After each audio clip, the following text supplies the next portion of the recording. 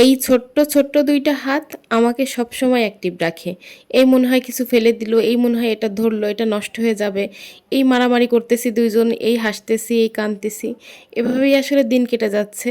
সব কিছুতে সে আমাকে ফলো করে। আমি যেভাবে করি সেভাবে করার চেষ্টা করে। আগে শুনতাম মেয়েরা নাকি মায়ের পরিপূরক হয়, এখন বুঝি আমার মেয়েও সেম আমারই মতো। এতক্ষণ যে কলাগুলো ছোলাচ্ছিলাম এগুলো সব আমাদের বাড়ির গাছের কলা। আমার দাদু এই গাছগুলো নিজে হাতে লাগাইছে।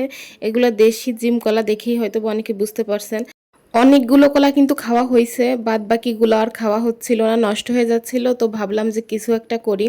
তো আমার সবচেয়ে পছন্দের কলা দিয়ে যে আইটেমটা আমি মাঝে মাঝেই করি, কলাটাকে প্রথমে সুন্দর করে ম্যাশ করে নিছি, এরপরে আটা, চিনি আর লিকুইড গরুর দুধ সাথে একটু নুন দিয়ে সুন্দর করে মিক্সড করে নিছি। এরপরে কোনোই কাজ নাই, একটু ভেজে নিলেই হয়ে যাবে। তো আমার মেয়ে আসলে প্রত্যেকটা কাজে আমার সাথে সাথে এভাবে থাকে, এটা ধরে ওটা ধরে। আসলে মেয়েরা তো মায়ের থেকে এভাবেই আস্তে আস্তে কাজ শেখে। আমার মেয়েও তার ব্যতিক্রম নয়। সবাই ওর জন্য দোয়া করবেন। আসসালামু আলাইকুম।